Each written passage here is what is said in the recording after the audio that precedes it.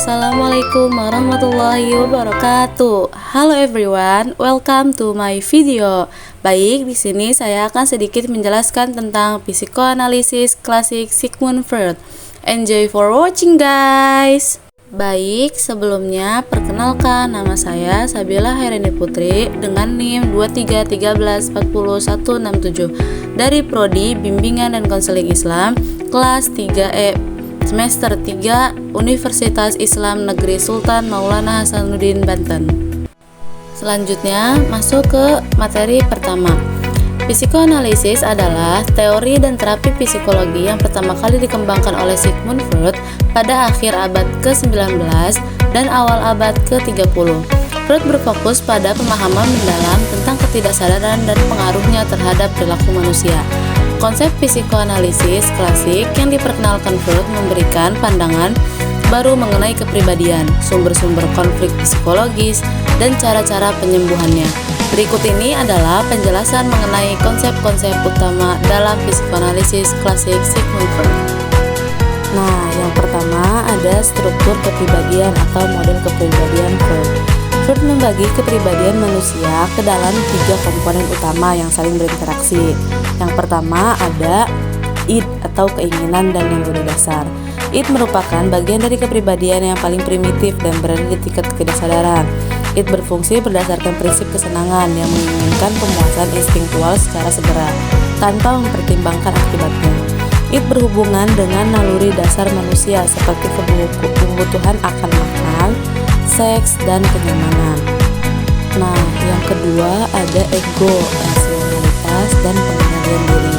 Ego berfungsi berdasarkan prinsip kenyataan dan beroperasi di tingkat sadar maupun tidak sadar. Ego mencoba untuk memenuhi kebutuhan id dengan cara yang realistis dan sosial dapat diterima. Dengan mempertimbangkan kenyataan dan norma-norma sosial, ego bertugas untuk menyeimbangkan keinginan id dan kendala yang ada di dunia luar.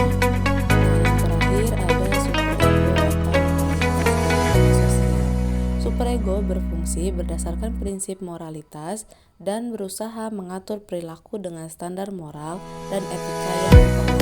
Seringkali berupa nilai-nilai yang diperoleh dari orang tua dan masyarakat.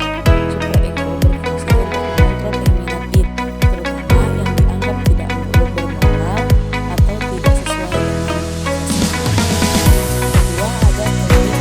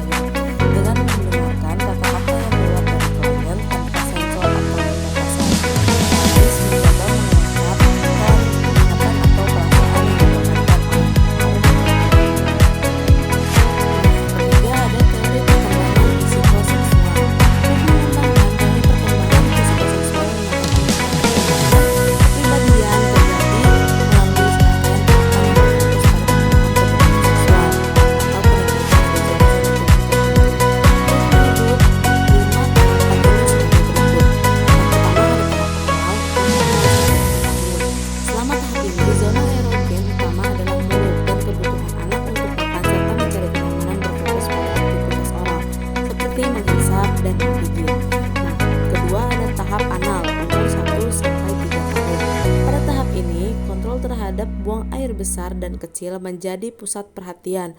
Anak belajar tentang kontrol diri dan kemandirian.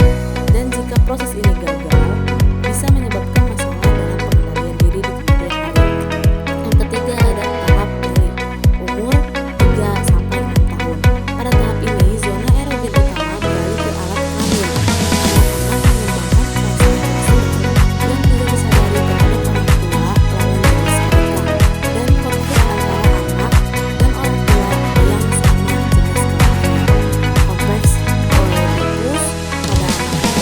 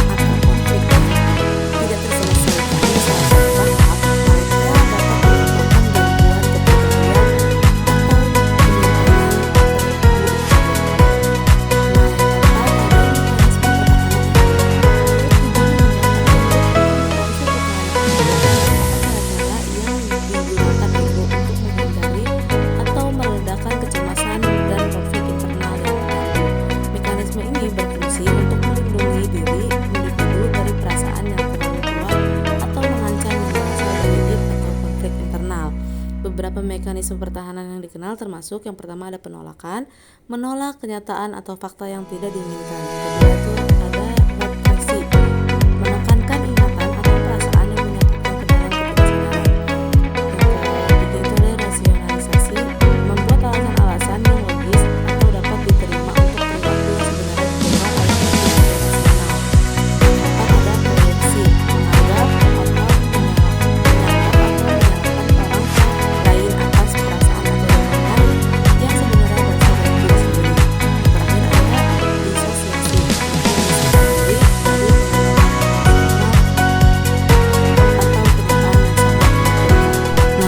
ada terapi psikoanalisis.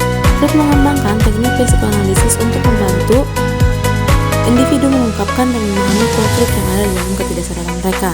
Beberapa teknik yang digunakan dalam terapi psikoanalisis adalah: yang pertama ada asosiasi bebas. Pasien diminta untuk berbicara secara bebas dan tidak terfilter tentang pikiran mereka.